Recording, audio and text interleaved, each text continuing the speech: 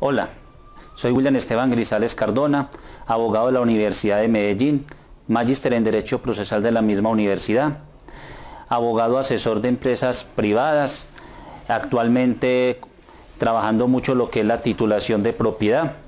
He escrito varios artículos para revistas indexadas y también de publicación normal y ordinaria.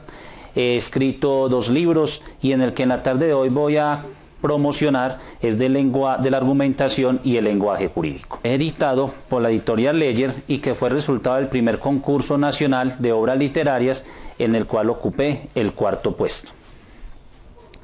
Hablar de la argumentación jurídica y del lenguaje jurídico puede convertirse en uno de los temas más novedosos si se quiere mirar de esta manera, o simplemente tomarlo como un tema reiterativo para algunos otros.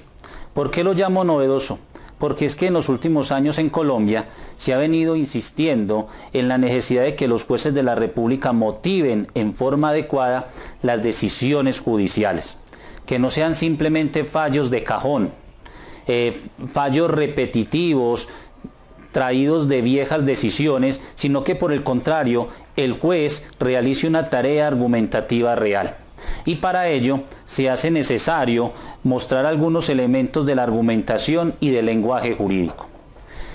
El lenguaje jurídico es importante tenerlo presente porque no nos dirigimos única y exclusivamente a abogados, a jueces o personas expertas en el campo jurídico. En muchas ocasiones el lenguaje también se dirige a aquellas personas que son las que necesitan la administración de justicia, y el lenguaje que se utiliza algunas veces puede generar errores a la hora de su lectura. ¿Por qué? Porque en el derecho encontramos palabras con un significado distinto al lenguaje tradicional.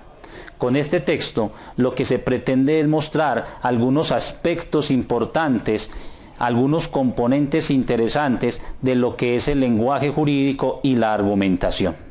¿Cómo ha cambiado el lenguaje? ¿Cómo el lenguaje jurídico nace del lenguaje normal, del lenguaje tradicional, del lenguaje común? Y nosotros hemos utilizado algunas palabras y le hemos dado un sentido propio, diferente a esto. Baste simplemente poner un ejemplo, como es la palabra acción, que tiene aún en el campo jurídico distintas significaciones. Entonces habría que determinar si estoy hablando de acción en lo comercial, en lo penal, en lo civil, en lo constitucional. Y cómo ese lenguaje, cuando ha sido recogido por la ciencia jurídica, va teniendo un alcance distinto y el número de personas que lo puede entender es mucho más reducido. El derecho sin lenguaje no sería realmente derecho.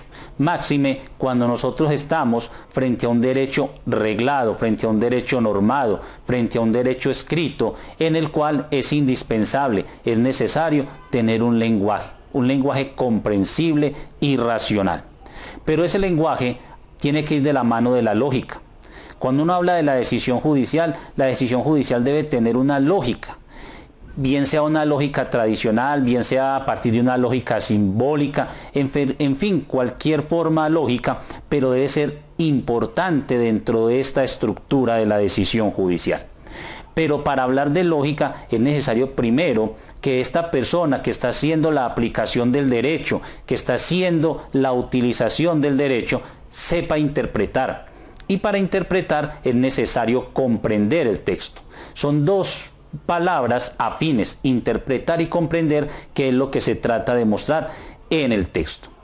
Pero en los últimos años lo que se ha venido haciendo es hablando de unas teorías garantistas desde el derecho procesal, que lo que yo trato de hacer en el texto es dar las primeras pautas para no hablar del garantismo tradicional propuesto desde Argentina y desde España, sino hablar de un garantismo, de un neogarantismo, de un nuevo garantismo que tenga una aplicación mucho más amplia, siempre protectora del debido proceso y garante de la Constitución, para finalmente terminar con el texto hablando de la sentencia.